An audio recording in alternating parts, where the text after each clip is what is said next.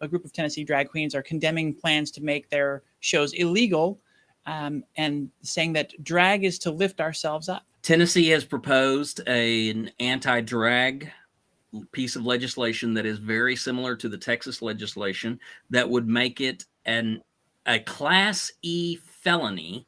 Well, the first offense would be a misdemeanor. A second offense would be a Class E felony for an adult cabaret where it is on public property or where it could be viewed by a person who is not an adult.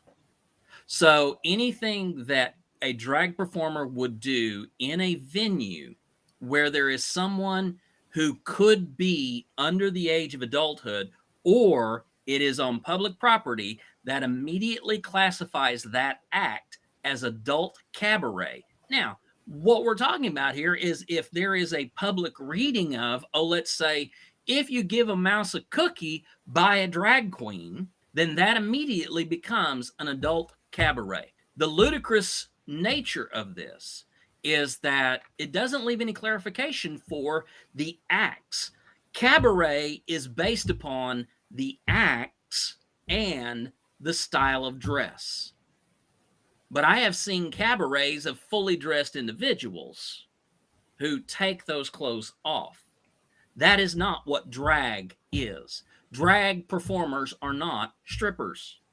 Drag performers are not burlesque dancers, and drag performers are not cabaret dancers. They are different forms of entertainment. They are different forms of art. And each one has a distinction that is somewhat different from the others. Drag is not the same as cabaret, burlesque, or stripping. Yet Tennessee wants to lump all of it together into a sexualized performance, even if it is a person who is a drag performer dressed fully in drag, completely covered head to toe, reading a book about what makes all of us special. That would still be considered an adult cabaret.